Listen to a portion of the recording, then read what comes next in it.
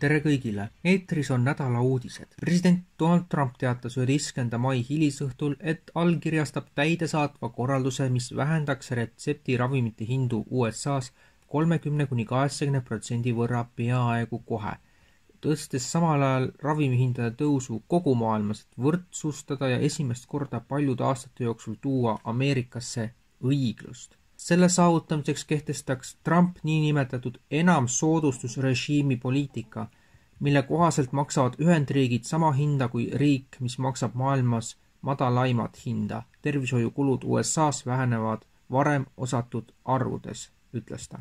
USA kaitseministeerium kinnitas 8. mail, et ligikaudu 1000 soodüsfooriat omavad teenistujad alustavad vabatahtlikku lahutusprotsessi vastavalt uutele suunistele, mis taas kehtestavad sõjaväeteenistuse keelu neile, kellel on diagnoositud soodüsfooria või kellel esinevad selle sümptomid. Täna annab Kaitseministeerium välja juhised sõjaväeosakondadele ja teenistustele, millega lõpetatakse isikute vastuvõtt, kellel on praegu diagnoositud või esinenud soodüsfooria või kellel esinevad sellele viitavad sümptomid ning kogu meditsiiniliselt mittevajalik ravi, ütles Kaitseministeeriumi pressiesindaja Sean Parnell. Uus poliitika tähistab olulist muutust sõjaväelaste standardites ja peegeldab president Donald J. Trumpi selle aasta alguses antud direktiivi. Ligikaudu 1000 teenistusliiget, kes on ise tuvastanud soodüsfooria diagnoosi, alustavad vabatahtliku eraldumisprotsessi.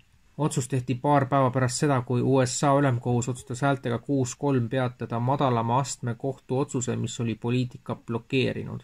Enamik kohtunike arvamust ei avaldanud, nagu ka 3 eriarvamusele jäänud kohtunikku. Maailma Terviseorganisatsiooni tervishoiutehnoloogiale juurdepääsu programm HTAP on ülemaailmne algatus, mille eesmärk on parandada juurdepääsu tervishoiutehnoloogiatele madala keskmise sissetulekuga riikides.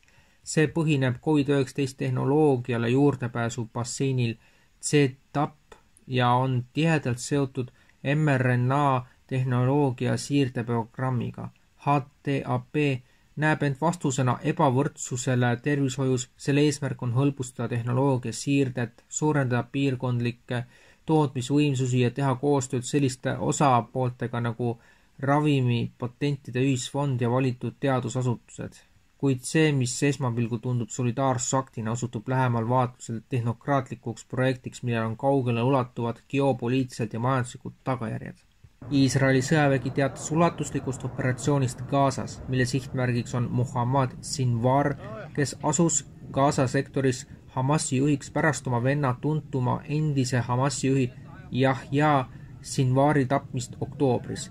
Iisraeli lennukid sihtsid teisipäeva pärastlõunal Gaza sektori lõunasas toimunud ulatusliku haiglarünnaku käigus Sinwari linna.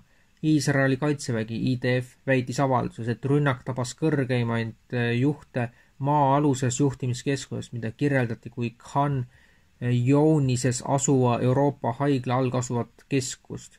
Õhurünnakus heideti alla vähemalt 9 pommi ning rünnaku piirkonnas varises maapind täielikult kokku, mis viitab suurele tsiviilohvrite arvule. Reaktiivlennukid võisid kasutada suuri USA-lt tarnitud punkrite purustamiseks mõeldud pomme.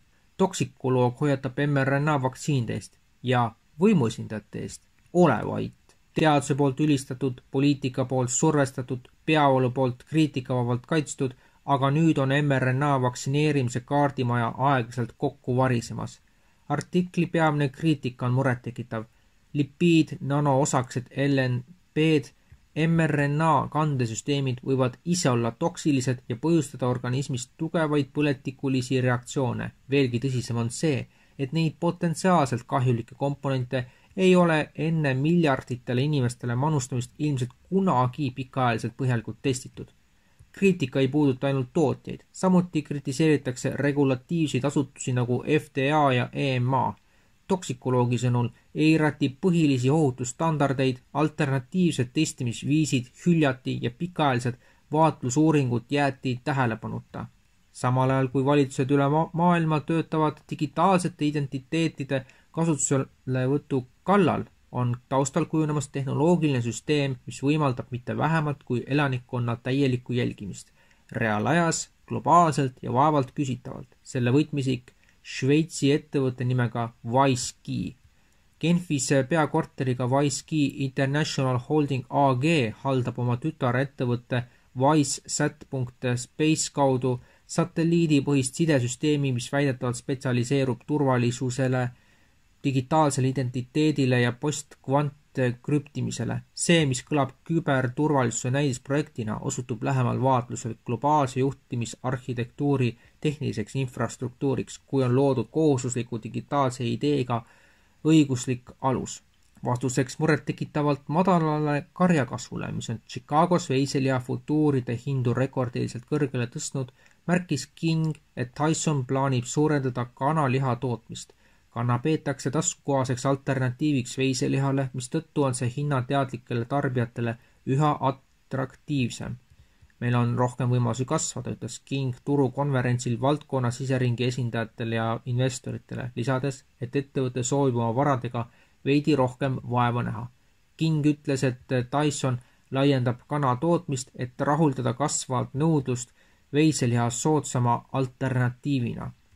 Veiseliha puudus ja selle nädala uued arengud, kus USA põllumajandusminister Brooke Rollins peatas elusveiste, hobuste ja piisonite impordi lõunapiiri maismaa sadamatest, tõstsid Chicagos veiseliha futuuride hinnad selle nädala alguses uutele rekordtasemetele.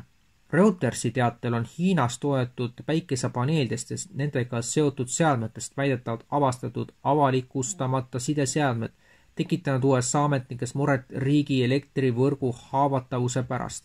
Need viimase 9 kuu jooksul leitud petturlikud seadmed võivad potentsiaalselt destabiliseerida energiainfrastruktuuri ja põhjustada ulatuslikke elektrikatkestusi, ütlesid asjaga tuttavad allikad väljaandele. Dokumenteerimata seadmeid, sealhulgas mobiilsideraadioid, tuvastati mitmete Hiina tarnijate toetud päikeseenergia inverterites, akudes, elektriautode laadjates ja soojuspumpades. Genf. 14. mail 2025 tegi WHO peadirektor Dr. Tedros Adhanom Ghebreyesus maailma terviseorganisatsiooni juhtkonnas olulisi personalimuudatusi. Nagu erialaportaal Health Policy Watch teatab, on COVID-19 ajastu arvukad võtmisikud kõrvale jäetud, sealhulgas sellised silmapaistvad näod nagu Dr. Mike Ryan ja Dr. Bruce Aylward, kes tegutsesid pandeemia all WHO esindajatena kogu maailmas. Samal ajal kolis organisatsiooni keskmesse 4 inimest, kellest mitmel on tihedad sidemed Bill ja Melinda Gatesi fondi ja lääne tervishoiuasutustega. WHO juhtkonna ümberkorraldamine tundub vähem olevat iseseisev kursikorrektsioon kui pigem sihipärane ümberkorraldamine kõige võimsamate rahastajate huvides. Eelkõige Gatesi fondi endiste partnerite silmapaistev roll, kriitiliste pandeemia osaliste võimetustamine ja tihedad personalisidemed lääne institutsioonidega, näiteks RKI-ga, näitavad, et WHO ei ole teel suurema demokraatliku legitiimsuse poole, vaid on võimu koondumise faasis. Teisipäeval teatas Montana osariigi kuberner Greg Gianforte, et on allkirjastanud seaduseelnõu, mis keelustab laboris kasvatatud liha tootmise ja müügi. Nii nimetatud laboris kasvatatud lihal pole Montanas kohta, kirjutas kuberner Gianforte X-ile, lisades HB401 seaduseks allkirjastamisega kaitsen uhkusega meie eluviisi ja Montana töökaid rancho pidajaid, kes toodavad maailma parimat veiseliha. Montana on nüüd 5. osariik riigis, mis on vastu võtnud seaduseelnõu, mis keelab laboris kasvatatud valgud. See samm järgneb Bideni samaaegsetele poliitikatele, mis lõid samaaegselt lünga ohutustestimiseks, seades samal ajal laboris kasvatatud valgud värgistamisse nõuetest ettepoole kui kliimasõbralikud. Ning hiljuti ajakirjas The Lancet Regional Health Ameerikas avaldatud uuring tõstatab ebamugavaid küsimusi COVID-19 vaktsiinide tõusu kohta eriti haavatavas rühmas. Inimestel, kellel on immuunvahendatud põletikulised haigused IMID, näiteks reumatoid, artriid, kroonitõbi või psoriaas. Tulemused näitavad, et pikaajaline COVID-19 risk nendel patsientidel on vaktsineerimisest hoolimata märkimisväärselt suurenenud. See leid seab kahtluse alla praeguse vaktsineerimisnarratiivi. Peamised sõnumid.